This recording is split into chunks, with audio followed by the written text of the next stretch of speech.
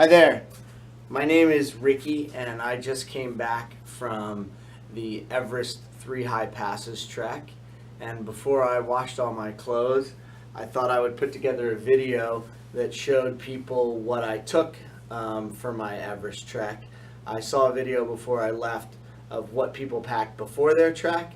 I thought this would be useful to show people what I packed after my trek, where everything is fresh and I know what I needed and what I didn't. So I'm going to start with my clothing, and for a base layer I brought two long sleeve shirts. They're merino wool. They were great. They never smelled. I washed them a couple times while I was there. We were there for about 3 weeks, but the base layer was perfect. On top of my base layer, I had two long sleeve zip up mid layers, a Patagonia and an Under Armour. Both were great. For pants, I had two pair of trekking pants. One has zip off bottoms in case I wanted to make them into shorts, and the other were just regular long sleeve Carry More trekking pants. Both were fantastic. I also brought one pair of trekking shorts. These I wore only 1 or 2 days in Kathmandu because it was warm, as well as on the first day of the trek from Lukla to Phak Ding, and then maybe from Phak Ding to Namche Bazaar. But the temperatures were a little warm down there, and so I was glad to have the shorts. I brought one short sleeve shirt, some wicking material, not wool. I would say I wore this 1 or 2 days. It wasn't a requirement. I was glad to have it on those hot days when I didn't want my long sleeve base layer. 3 pair of ex officio underwear. They were great. I brought 4 pair of socks, combination of smart wool socks as well as a couple of ski socks that I had. I thought 4 was just perfect. Then for comfort, at the end of every day, when we got to our tea houses, I wanted to get out of my sweaty trekking clothes, and I brought a pair of fleece pants and just a cotton t-shirt. I slept in these every night, and I tried not to wear these clothes outside of the tea house. These were sort of my hygienic, clean, warm clothes that I always wanted to change into after a long day and get cozy and comfortable when I'd slide into my sleeping bag. In terms of a top layer, I had this LL Bean down jacket. It rated down to 20 degrees. We got to about 20 on our trek. I thought it was perfect. The hood was really helpful. Even when I had my wool cap on, sometimes I wanted to put the hood on. And I'd say half of the nights in my sleeping bag, I slept in my down jacket on top of my cotton clothes. I brought a rain suit with me. We wore a rain suit twice. I don't see where my rain jacket is. I must have worn it since I got home. But these are my rain pants, and I had a rain jacket. Depending on the time of year that you go, we went early season. Monsoon was just about over, so we only had 2 days of rain, but I was glad to have it when it rained.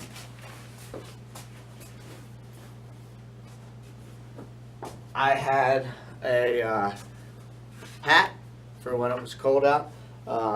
Some people wore wool knit caps. I have this camouflage Remington hat, which I just love.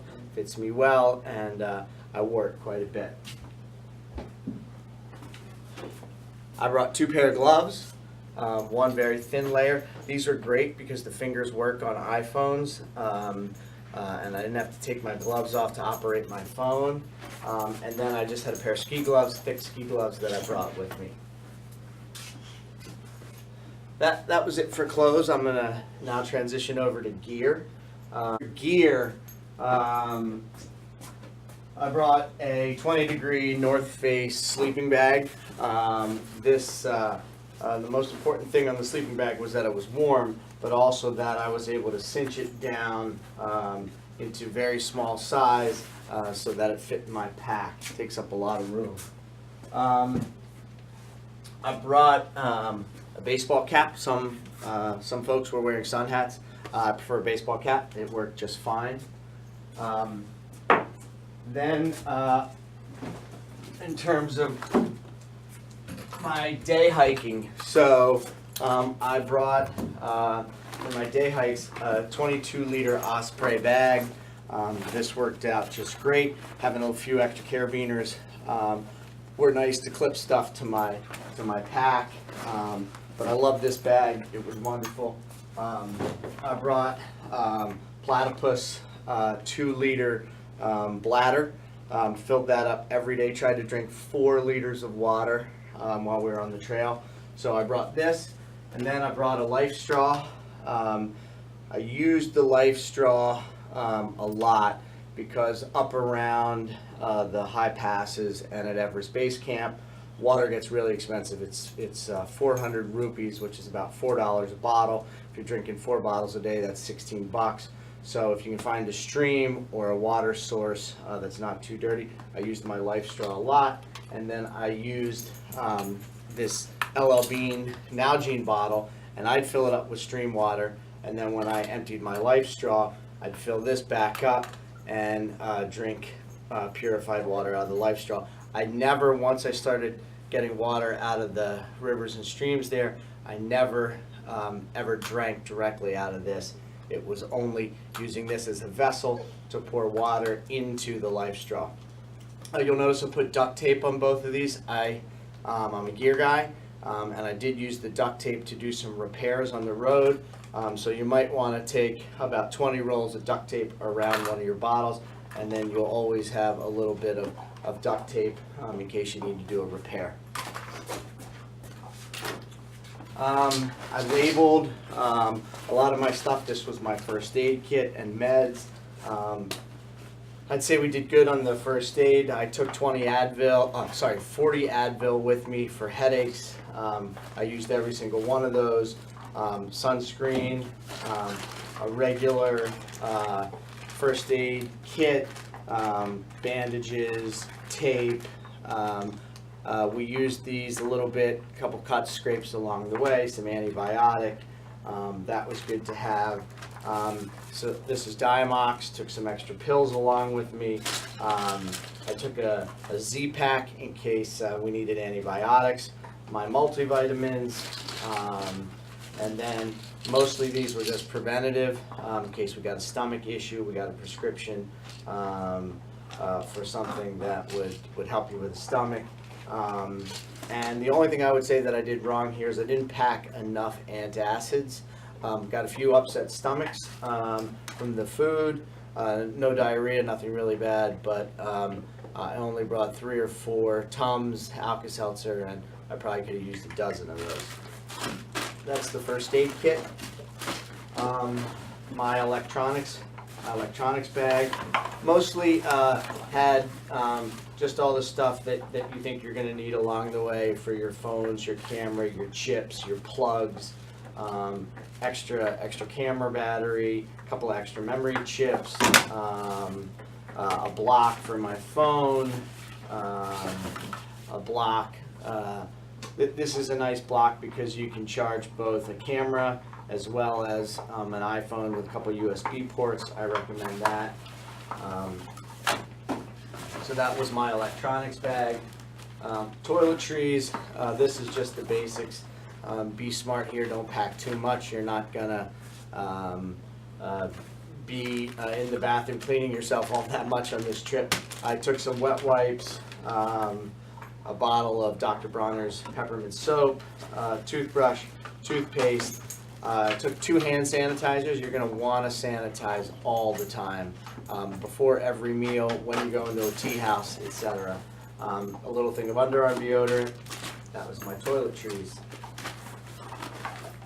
I took my micro spikes. We crossed a glacier a couple times.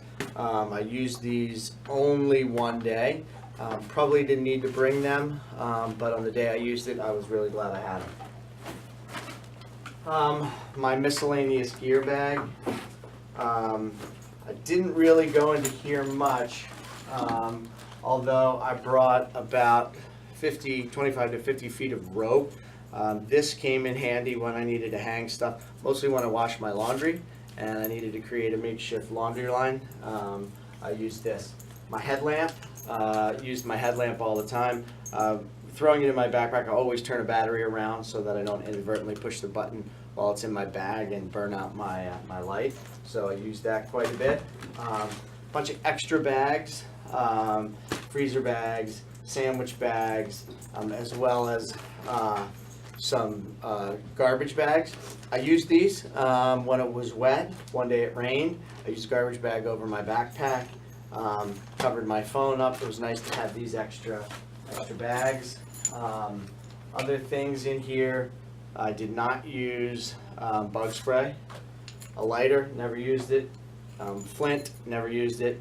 As well as iodine tablets. Had them, never used them. So that was it for the gear. Coming down to the end here of what I would recommend people bring. I brought a journal book. Spent a lot of time in our tea houses killing time, and so having a book was great.